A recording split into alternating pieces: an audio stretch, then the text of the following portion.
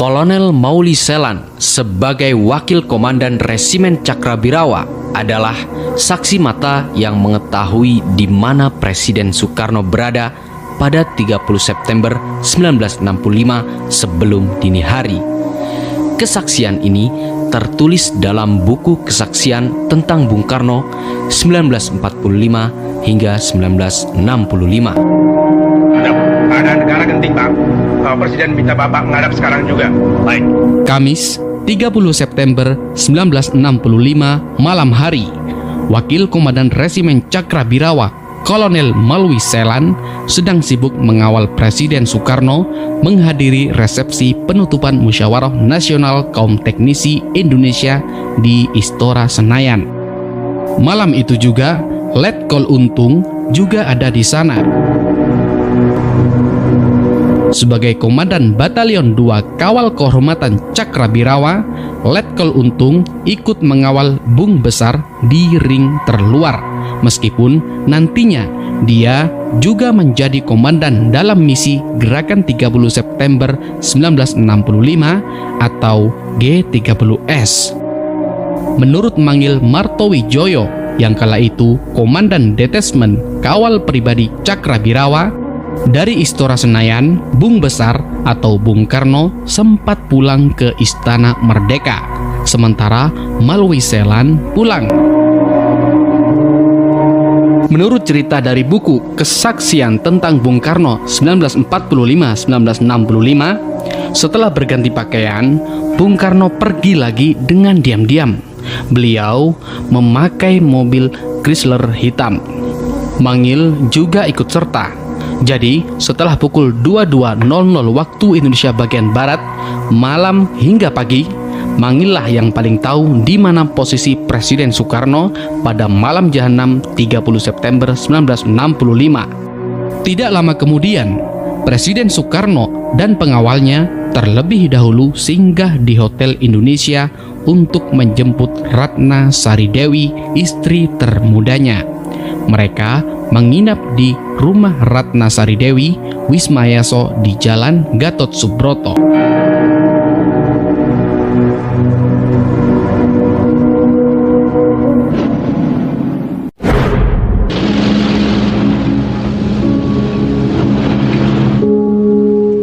Hari berganti.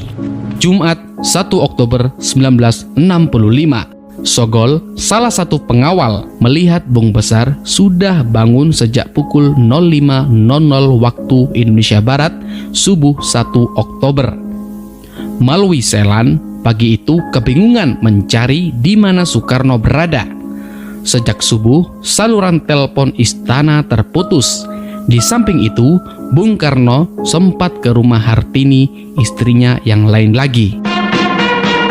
Letnan Kolonel Untung menyelamatkan Presiden Soekarno dari grup Dewan Jenderal. Ketika Mangil bingung mencari Presiden Soekarno, Mangil menerima kabar soal raibnya petinggi Angkatan Darat. Karena kabar itulah, Mangil bergegas pergi ke Wisma Yaso. Dalam waktu setengah jam, ia sudah tiba di sana. Tidak lama kemudian, ketika Mangil sudah tiba di Wisma Yaso, sontak Presiden Soekarno keluar dari kamarnya dan langsung menghampiri Mangil. Rupanya Presiden Soekarno juga sudah mendapatkan kabar singkat soal apa yang terjadi di kediaman Nasution. Kepada Mangil, Presiden Soekarno meminta penjelasan rinci tentang apa yang terjadi. Bapak rupanya sudah dilapori soal penembakan itu, ujar Mangil. Tetapi Mangil yang ditanya tidak bisa menjawab secara lengkap. Ketidaktahuan sang pengawal itu membuat Soekarno geram. Kemudian dia meminta saran apa yang harus dilakukan. Mangil memberi pilihan Presiden tetap tinggal di Wisma Yaso atau beranjak ke istana.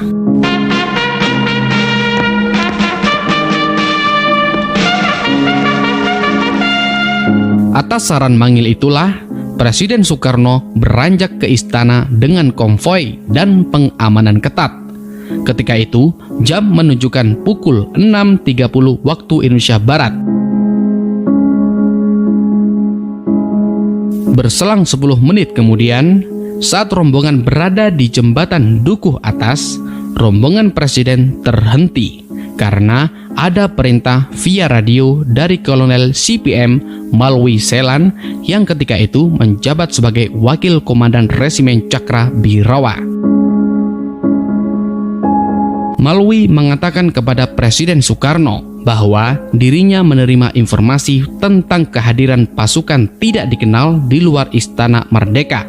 Itu artinya ada bahaya yang mengancam jika Bung Karno tetap memutuskan untuk menuju istana. Apalagi usai sholat subuh di rumahnya, Malwi menerima kabar ada penembakan di rumah Yohanes Leimina dan Jenderal Abdul Haris Nasution. "Segera putar arah ke Grogol, saya menunggu di sana," kata Malwi via radio. Grogol yang dimaksud adalah rumah Haryati, istri Bung Karno lainnya. Sekitar pukul 7.00 waktu Indonesia bagian Barat, Bung Karno bersama pengawal tiba di Grogol. Malwi lalu melaporkan informasi yang dia terima kepada Presiden Soekarno. Mendengar ada penembakan di rumah para jenderal serta pasukan tidak dikenal di sekitar istana, Presiden Soekarno terkejut.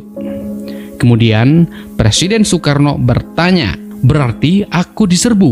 Apa yang harus saya lakukan?"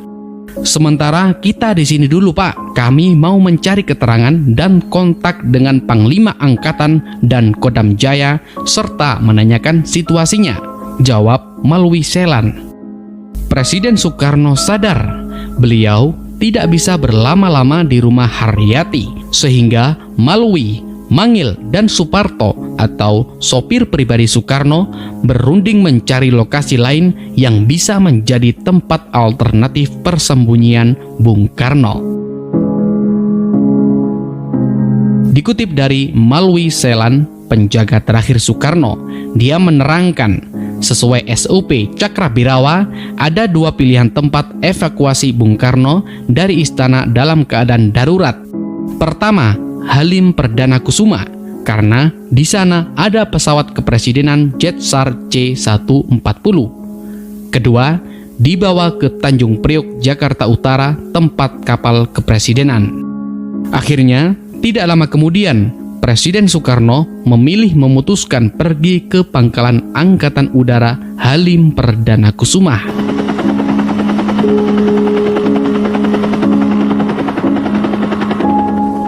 Sekitar pukul 8.30 waktu Indonesia Barat, sang proklamator dan rombongan berangkat menuju Halim dan tiba 1 jam kemudian, tepat pukul 9.30 waktu Indonesia Barat.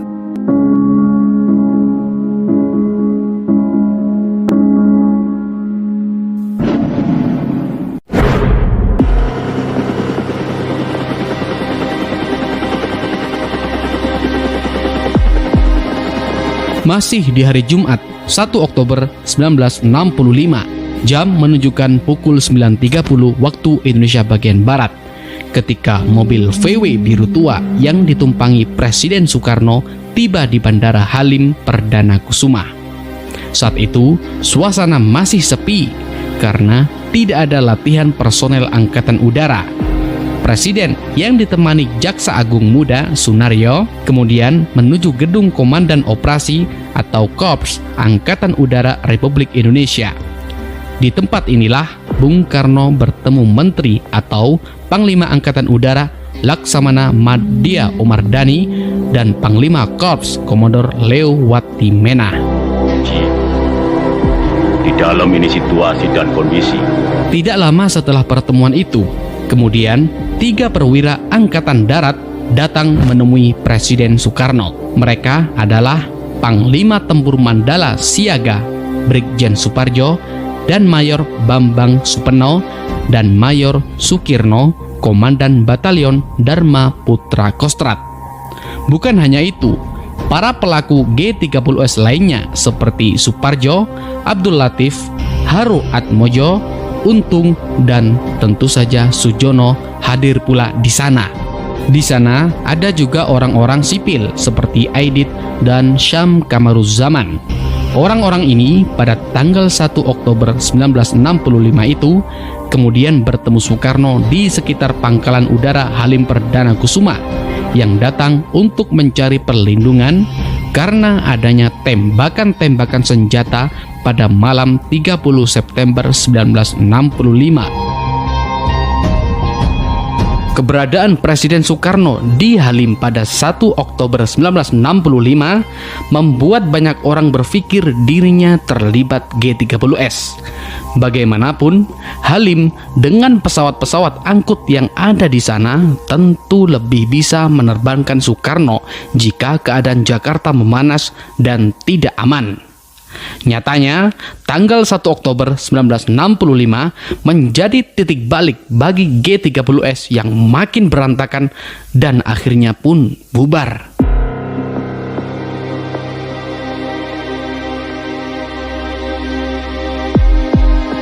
Ketika masih berada di Pangkalan Udara Halim Perdana Kusuma, Suparjo melaporkan kepada Presiden Soekarno tentang insiden penembakan antar pasukan ABRI yang mana langsung diperintahkan Presiden untuk dihentikan.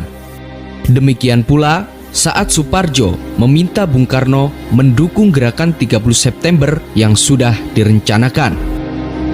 Namun, Presiden Soekarno yang tertulis dalam kesaksian tentang Bung Karno 1945 hingga 1965 dengan tegas menolak dan bahkan mengecam untuk menghentikan gerakan operasi G30S karena hal ini dianggap kup oleh Presiden Soekarno.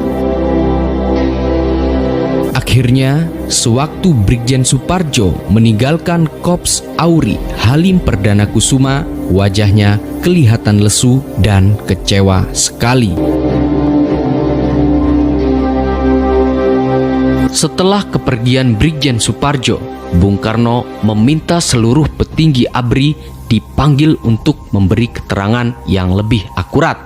Ia memanggil Panglima Angkatan Darat, Panglima Angkatan Laut Laksamana R.E. Marta Dinata, Panglima Angkatan Kepolisian Sucipto Judo Diharjo, dan Pangdam 5 Jaya Maijen Umar Wira Hadikusuma.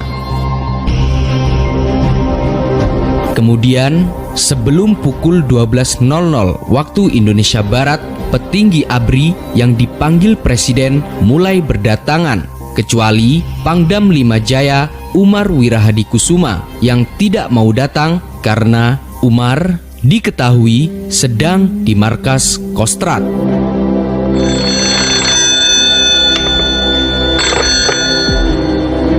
Halo, Saya telah mengambil komando dan pimpinan sementara Angkatan Darat. Alasan ketidakhadiran Umar disampaikan Pangkostrat Jenderal Soeharto yang mengatakan agar seluruh instruksi untuk Angkatan Darat disampaikan melalui Umar karena Panglima Angkatan Darat Ahmad Yani tidak sedang berada di tempat. Sontak raut wajah Presiden Soekarno nampak kecewa saat mendengar kabar itu. Selama pertemuan berlangsung, para perwira berjaga di luar. Ada yang sekedar ngobrol, namun ada juga yang sibuk mendengarkan siaran lewat radio transistor. Hal ini karena mereka tidak mengetahui kejadian yang sebenarnya di Jakarta, saking minimnya informasi yang mengalir melalui jalur tradisional kala itu. Letnan Kolonel Untung sebagai Komandan Gerakan 30 September menyerukan kepada seluruh rakyat Indonesia supaya terus mempertinggi kewaspadaan. Pada hari Kamis tanggal 30 September 1965 di Ibu Kota Republik Indonesia Jakarta telah terjadi gerakan militer dalam Angkatan Darat. Sejumlah jenderal telah ditangkap dan alat komunikasi yang penting-penting serta objek-objek vital lainnya sudah berada dalam kekuasaan Gerakan 30 September. Sekitar pukul 12.00 waktu Indonesia Barat, Semua yang ada dalam pertemuan itu mendengar adanya pengumuman dari Letkol Untung mengenai Dewan Revolusi dan pembubaran kabinet. Hal inilah, kata Mauli Sailan, yang akhirnya dalam pertemuan itu disimpulkan bahwa peristiwa G30S merupakan sebuah kudeta.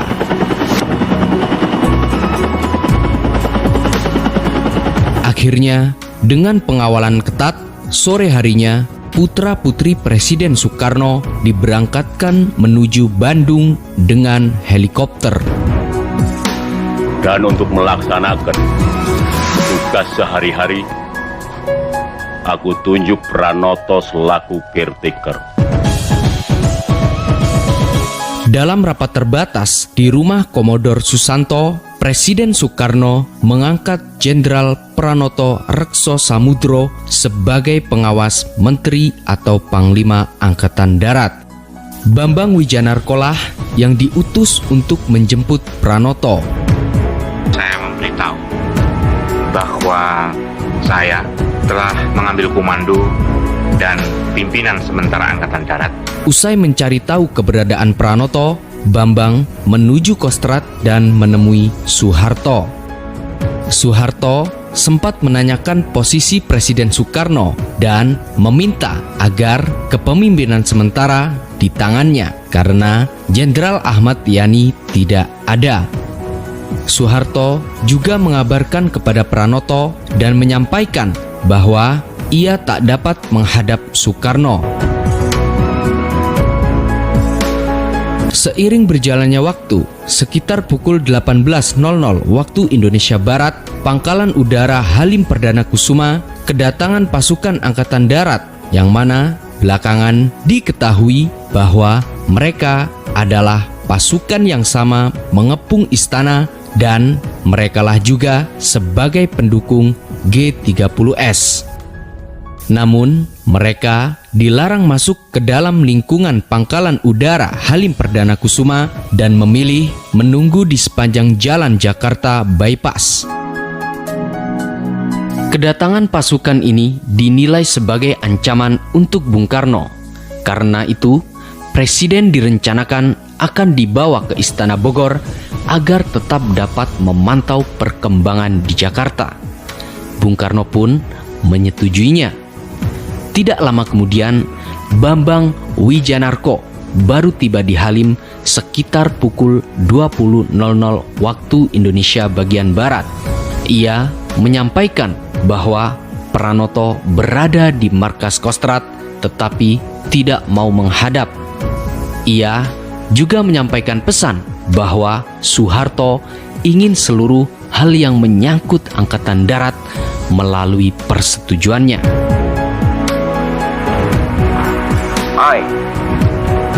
President. Mendengar kabar Bambang Wijanarko itu, Bung Karno marah.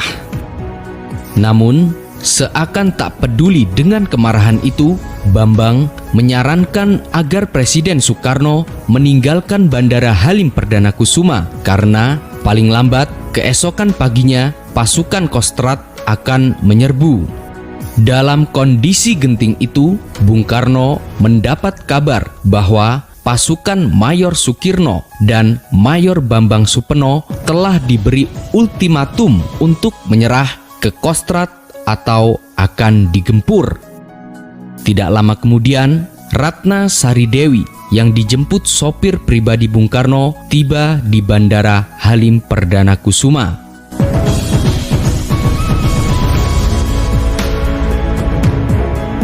Setelah itu, secara diam-diam, sekitar pukul 22.30 waktu Indonesia Barat, Soekarno dan rombongan keluar dari Bandara Halim. Dari paparan kronologi perjalanan Bung Karno sepanjang Jumat 1 Oktober 1965 dari Wismayaso ke Halim hingga pulang ke Istana Bogor, bisa ditarik kesimpulan bahwa pertama, langkah pengawal Presiden membawa Bung Karno ke Pangkalan Udara Halim Perdana Kusuma pada tanggal 1 Oktober 1965 pagi merupakan prosedur yang benar bagi keselamatan Presiden. Omar Dhani diadili dalam sidang Mahkamah Militer Luar Biasa atau Mahmilub dan divonis hukuman mati pada tanggal 25 Desember 1966. Pada tahun 1980, hukumannya dirubah menjadi hukuman seumur hidup. Ia dituduh terlibat dalam peristiwa G30S karena pangkalan udara Halim Perdana Kusuma yang berada di bawah wewenangnya dijadikan tempat pelatihan pemuda rakyat, yang mana pemuda rakyat adalah underbow-nya PKI. Hal inilah yang kemudian membuat Bung Karno dianggap merestui penculikan dan pembunuhan para jenderal karena berada di pangkalan udara Halim, di mana wilayah itu dikuasai oleh panglima yang mendukung gerakan berdarah pada 30 September 1965. Selain itu, sejumlah kebijakan yang dikeluarkan oleh Bung Karno pasca kudeta berdarah itu terkesan membela Omar Dhani serta kelompok golongan kiri yang disinyalir terlibat G30S.